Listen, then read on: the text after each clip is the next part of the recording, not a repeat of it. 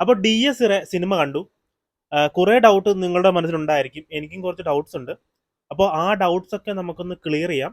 Explanation ആണ്, അതുകൊണ്ട് cinema കണ്ടവർ മാത്രമേ വീഡിയോ കാണാവൂ. ഇനിയുള്ളത് മൊത്തം സ്പോയിലർ ആണ്, അതുകൊണ്ടാണ് പറയുന്നത് സിനിമ കണ്ടവർ മാത്രമേ വീഡിയോ കാണാവൂ എന്ന്. അപ്പോൾ നേരെ പോയേക്കാം.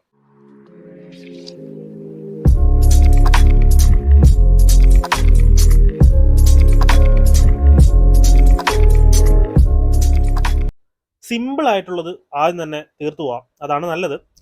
എല്ലാം കഴിഞ്ഞ് പ്രണവിന്റെ ക്യാരക്ടർ USA പോകാൻ നിൽക്കുമ്പോൾ ആ ഒരു കാര്യം നമുക്ക് മനസ്സിലാകുന്നുണ്ട്. കനിയുടെ ആത്മാവ് വേറെ എവിടെയും പോയിട്ടില്ല, ആ ഫ്ലാറ്റിൽ തന്നെ ഉണ്ടായിരുന്നു എന്ന്. അതോടെയാണ് പടം എൻഡ് ചെയ്യുന്നത്. അത് കനിയുടെ ആത്മാവ് തന്നെയാണ്, ഒരു ഡൗട്ടും വേണ്ട. ഇനി ആ ഫ്ലാറ്റിൽ 2 ആത്മാക്കളും അവിടെ തന്നെ ഉണ്ടായിരുന്നോ തുടക്കം മുതലേ? യെസ്, പ്രണവിന്റെ ക്യാരക്ടർ ആ വീട്ടിൽ പോയിട്ട് വന്നതിന് ശേഷം അവിടെ 2 ആത്മാക്കളും ഉണ്ടായിരുന്നു. ഇടയ്ക്ക് പ്രണവിന്റെ മുടിയിൽ തൊടുന്നത് കനിയാണ്.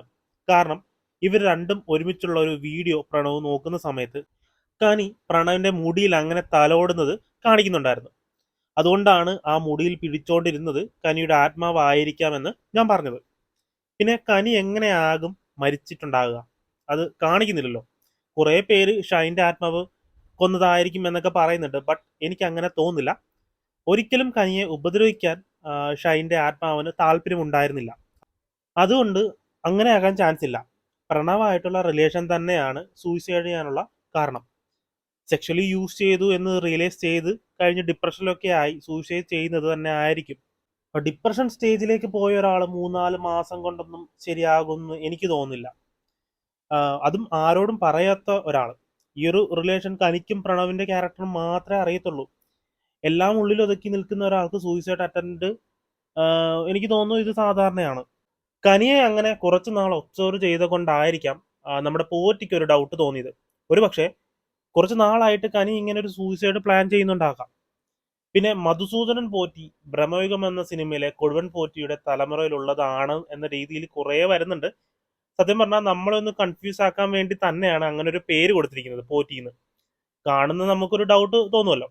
വേണമെങ്കിൽ കൊണ്ടുവരാം, ഇല്ലെങ്കിലും വലിയ പ്രശ്നവുമില്ല. ആ ഒരു രീതിയാണ് പടത്തിൽ ആ ഒരു പേര് കാണിച്ചിരിക്കുന്നത്. കൊണ്ടുവന്നില്ലെങ്കിലും വലിയ പ്രശ്നമൊന്നുമില്ല.